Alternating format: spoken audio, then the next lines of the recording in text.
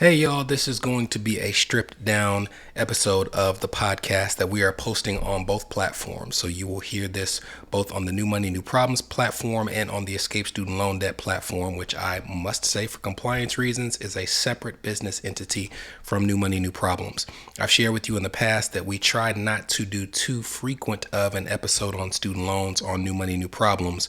But when there are these periods where something goes on in the student loan space that is exceedingly relevant to both audiences, we try to make sure that we get that information in front of both audiences. And I'll say before I even get into this update that the update itself is an excellent reason and proof and a sign of why you need to be in the room for the webinar that we're doing next Tuesday, July 30th at 6 p.m. Central on the state of student loans, because this is just proof that student loans are a mess right now. But what is that update? If you've been keeping track with the SAVE plan, the Saving on a Valuable Education plan, it is likely if you have federal student loans and you are coming out of COVID and trying to get the lowest payment possible, which is what most people were trying to do, that you signed up for the SAVE plan. We've talked about it a ton on the Escape Student Loan Debt platform, less so on New Money, New Problems, but this plan in most instances would lead to the lowest payment of all the income-driven repayment plans. Well, last month, or it might have been earlier in July, the weeks are kind of running together, there were two courts that saw lawsuits brought by the state of Missouri and the state of Kansas. They were arguing that the SAVE plan was legally invalid, that the department did not have the right to forgive this much debt, that they didn't have the right to lower payments, it was costing too much money, and based on how much money it was costing, they didn't go through the proper channels to get approval for a program that large. And that first round of lawsuits had an impact because after those first two court rulings, the department was stopped from doing what they were planning to do in July. So I guess it was in July, where they were planning to take people who only had undergraduate loans on the SAVE plan and move their payment from 10% of discretionary income down to 5%. And for people who had a blend of undergrad and grad, they were going to make their payment a weighted average that would fall somewhere between 5 and 10%. That first round of lawsuits saw that paused. It also saw the ability to have your loans forgiven under SAVE paused, not under all the under income-driven repayment plans. So you still had the ability on those other plans to have your loans forgiven after 20 or 25 years. But the SAVE plan, it had the 20, 25 years, but it also had the 10-year option for people who borrowed a certain amount or less in their schooling. The courts put a pause on that. Then it went to an appeals court, and the appeals court did not say that the SAVE plan was legally valid. It said that while the issue was being litigated, that the department could continue with the steps they were planning to take, such as lowering those payments down to 5% or a weighted average of the two. And there were several people in that instance, I shouldn't say several, there were tens of thousands of people in that instance who got letters from their loan servicer telling them that while this issue was being settled, they were being placed in an administrative forbearance. Now, administrative forbearance is a crucial term for the rest of this episode because you need to understand the difference between an administrative forbearance and a forbearance that you requested. If it's a forbearance that you requested, you would typically see interest accruing on those loans while you weren't making payments. And in some way or another, that interest is either going to get forgiven, or if you're paying the loan off in full, you would have had to pay that interest. And even if it was forgiven, the timing of when it would be forgiven is very important. We've talked about, more so on Escape Student Loan Debt, that until the end of the year 2025, any student loans on the federal side that are forgiven have no tax implications. But if it is not extended, at the end of 2025, we would go back to the old rules where not public service loan forgiveness, but income-driven repayment plan forgiveness, like on SAVE, like on the pay-as-you-earn plan, that would be taxable as income in the year of forgiveness. So even when your interest accrues, in that instance, it would be relevant because it would factor into how much income it looks like you earned in the year your loans were forgiven. Administrative forbearance that you didn't request is different. Administrative forbearance is essentially your student loan servicer saying, for some reason or another, we have decided that you don't need to make payments right now. And it used to be that interest would accrue in those instances as well, but that changed in two different periods. The first period was in the pandemic. In March of 2020, the Department of Education paused all federal student loan payment plans for loans that they actually owned. We've talked about that as well. And they made sure that there was no interest accruing on the debt, and also that you were getting credit towards forgiveness programs such as income-driven repayment and public service loan forgiveness.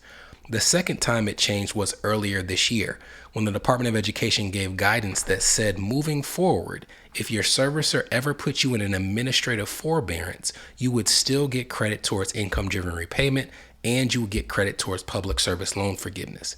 And the rationale behind that is there were so many people at the time who were being placed into forbearance because their servicer had screwed something up. The Department of Education said, well, they can't punish you for their mistake, so we're going to give you credit in any instance where you've been placed into administrative forbearance from now on. And that brings us to last week. And last week, that Kansas-based lawsuit, which is still being litigated, it's not that this has been solved. Remember, the first appeals court said that they can continue lowering payments while the issue is being litigated. They sent it to another appeals court, the 10th Circuit, and the 10th Circuit says while this issue is being litigated, the SAVE plan is done. Not saying it's permanently done. They're saying the Department of Education is not allowed to operate this plan as long as the issue is being litigated. That means that not only can they not lower payments, it means that they can't offer forgiveness from that plan. It even means that there's a possibility that you can't sign up for the plan at all. The Department of Education may have to refuse new applicants to the SAVE plan. And you can see that impact already, because if you go to studentaid.gov, which I've encouraged any of you who have federal student loans to sign up for, so that you can track, no matter who your servicer is, the status of your loans, you are not able right now, as of Thursday evening, to sign up for another income-driven repayment plan online. You can still do a paper application. You're not able to consolidate your loans online, which is something that you're typically able to do in 5 or 10 minutes if you work through it very quickly. So they've essentially said, while we're trying to figure out the impact of this lawsuit and how we're going to move forward as the Department of Education, we're just going to restrict people's access to not only sign up for new plans, they also are preventing people on SAVE from applying to other plans, at least online. But here's the worst part.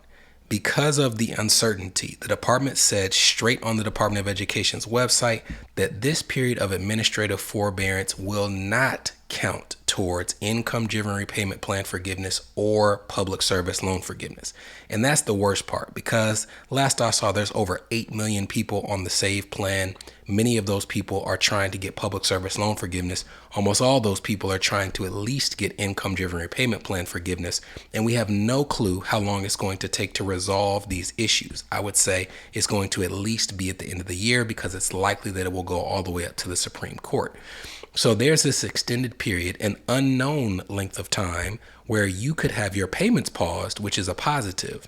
But even though your payments are paused, you're not getting credit towards the programs that you were hoping would help forgive that debt. This is even more punishing for people who might be taking less money while working for public service or government jobs. And the intention is, as soon as those loans are forgiven, to go into the private sector, because one of the things that ended with the public service loan forgiveness waiver is the ability to get public service loan forgiveness even if you've already left that place of employment. So basically, if you did your 10 years, you could leave, go work somewhere else, and they would go through your application and they would just forgive it based on the 10 years that you served.